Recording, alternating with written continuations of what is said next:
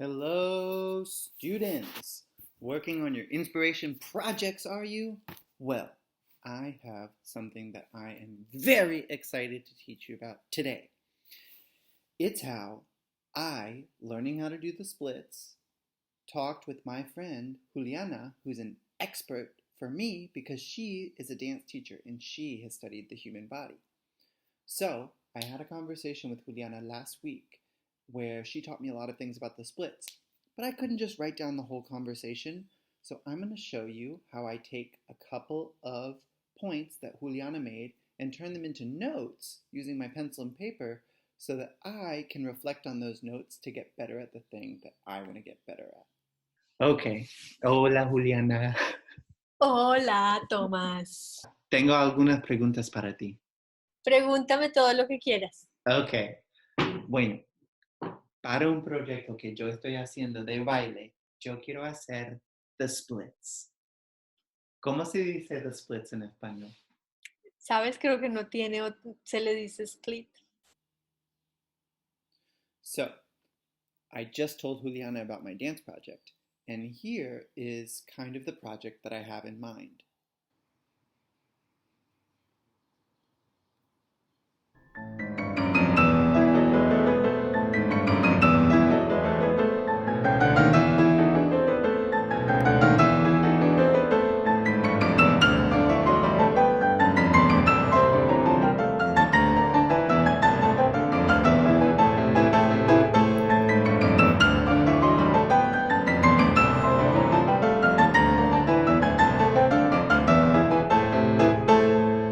See right at the end there how I kind of fell back from going down the hill? That's where I want to get into my next part where I do the splits to get down the hill. But I can't do that if I'm going to get hurt.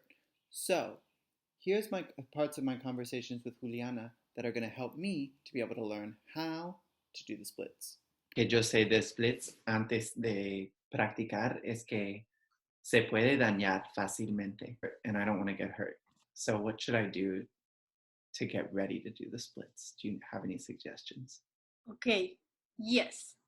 So first of all, don't be anxious about trying to have a perfect split super fast. Okay. Because it is something that requires time and practice. Okay. Time and practice. Yes. Time, practice, and patience. So I thought that part was pretty important, that she said time, practice, and patience. So I wrote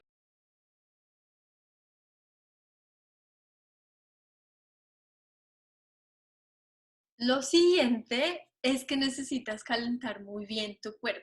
You okay. need to be warm up. Okay. Necesitas, y el warm up es una mezcla de la movilidad de las partes del cuerpo que quieres trabajar. So your lower body needs to be very warm, but it's also, it has to do with temperature in your body.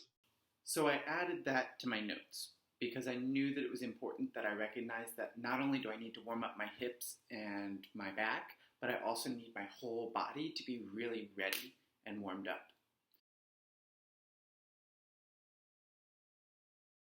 Next, I'm going to show you just one last piece of what Juliana told me about how to stretch specifically, and I'm going to show you how I took notes on that. If you think about it, your legs are, of course, like in different directions. So on one side, the leg that you have in front of you needs to be very elastic on the back side of the leg. Oh. And if you think about the leg that is going backwards, you need to be very flexible, or the part, the side of your body that will be stretched is the forward. ¿Cómo se dice? La parte de adelante. What is that called? The quad. Los quadriceps. The front of your leg. So things that you can do are maybe work separately each side, each part of the thing that you want to work. Okay. So for stretching this part of your body, there are different things that you can do, but often for the splits, what you want is not to do anything that will curve your spine. Oh. So anything that goes with your back very long is a good stretch. Oh, so, okay.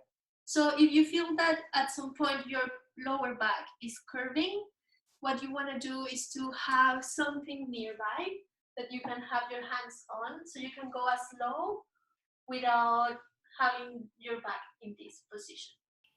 So that was a really important piece too. I got my first direction on a specific stretch I could do. So I drew it kind of a little bit on my piece of paper here.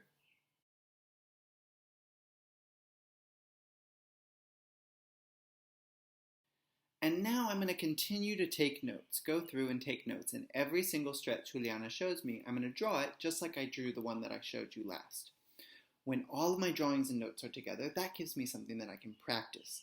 I'll have lots of notes for different stretches that I can do and I can practice. And when I practice those stretches, I know that I'm going to be getting closer to do the splits.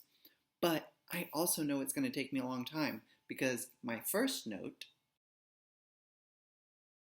is that it takes a lot of time, practice, and patience. Anything that's worth doing is going to take a lot of time, practice, and patience. Your inspiration projects, something that you produce, might be great the first time you do it.